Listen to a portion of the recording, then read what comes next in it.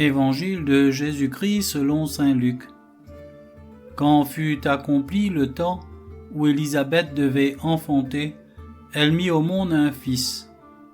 Ses voisins et sa famille apprirent que le Seigneur lui avait montré la grandeur de sa miséricorde, et ils se réjouissaient avec elle. Le 8e jour, ils vinrent pour la circoncision de l'enfant. Ils voulaient l'appeler Zacharie du nom de son père. Mais sa mère prit la parole et déclara : Non, il s'appellera Jean. On lui dit : Personne dans ta famille ne porte ce nom-là. On demandait par signe au père comment il voulait l'appeler. Il se fit donner une tablette sur laquelle il écrivit Jean et son nom. Et tout le monde en fut étonné. À l'instant même, sa bouche s'ouvrit, sa langue se délia, il parlait et il bénissait Dieu.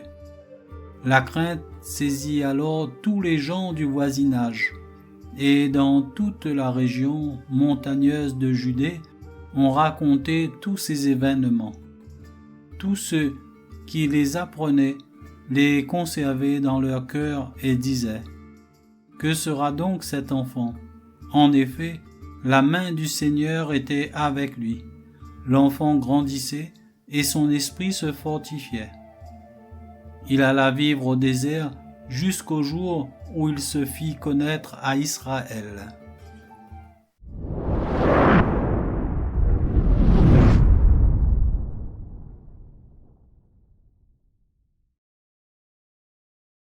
Le Livre du ciel, tome 16, 22 février 1924.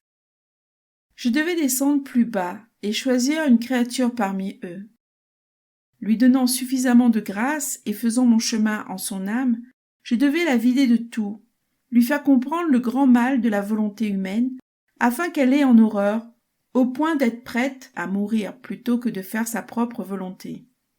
Alors, prenant l'attitude d'un professeur, je lui fis comprendre toute la beauté, le pouvoir, les effets et la valeur de la vie dans mon éternelle volonté, ainsi que la manière d'y vivre.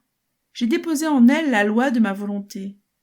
J'ai agi comme dans une seconde rédemption, dans laquelle j'ai établi un évangile, des sacrements et des enseignements comme départ afin de pouvoir effectuer cette rédemption. Si je n'avais rien placé comme fondation, à quoi les créatures auraient-elles pu s'accrocher ? Comment savoir ce qu'il fallait faire ? C'est ainsi que j'ai fait avec toi. Combien d'enseignements ne t'ai-je pas donné ? Combien de fois ne t'ai-je pas conduit par la main dans des envols dans ma volonté ? Et toi, planant au-dessus de toute la création, tu as porté ces pures joies aux pieds de la divinité, et nous nous amusions avec toi. Parce que nous avons choisi une créature apparemment non différente des autres, ces dernières prendront courage, et, voyant les enseignements, la voie et le grand bien que comporte la vie dans ma volonté, elles se mettront à la tâche. Alors les pures joies de la création et nos divertissements innocents ne seront plus interrompus sur la surface de la terre. Et même s'il n'y avait qu'une personne à chaque génération qui vive dans notre volonté, ce serait toujours fête pour nous. Quand il y a fête, il y a toujours plus de manifestations. Et on donne plus généreusement.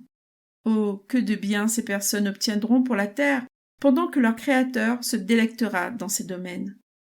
Donc, ma chère fille, sois attentive à mes enseignements, car tout revient à me laisser former une loi, non pas une loi terrestre, mais une loi céleste, non pas une loi de simple sainteté, mais une loi divine, qui ne permettra plus de distinguer les citoyens terrestres de ceux du ciel, une loi d'amour, qui, détruisant tout ce qui pourrait empêcher un tant soit peu l'union des créatures avec leur Créateur, permettra le partage de tous les biens de ma volonté avec les créatures, enlevant d'elles toutes les faiblesses et les misères découlant du péché originel.